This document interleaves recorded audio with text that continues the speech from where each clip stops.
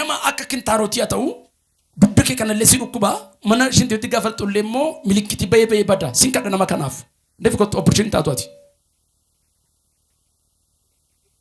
akkasi jirta taanaan harka na agarsiisi deefi kottu fiigika guyyaa kee dhar opportunity taatu ati kottu asirraan kottu fiigi maaketti naa qabda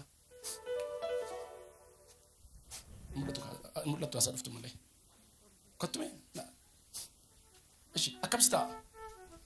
Shinti taa'uun danda'u. Yeroo hundumaa bakka shinti beeteeru naqu fincaan yeroo hundee'u baay'ee bakka nama sansiisaa akka tokko na godhaa taa'uun danda'u rurraa fukan taayiroon kan agaggabsaa bakka baay'ee natti ulfaate. Okay, sitti ulfaatee jira.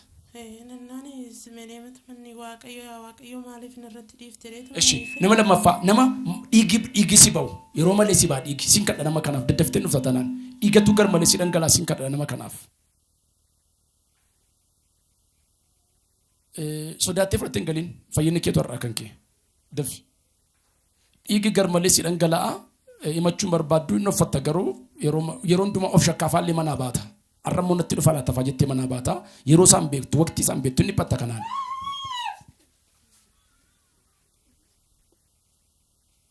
Nana assistant.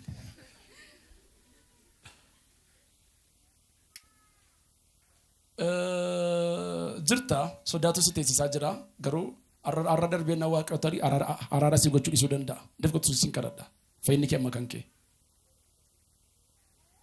Okay merkatti naa qabaa ishee kanatti.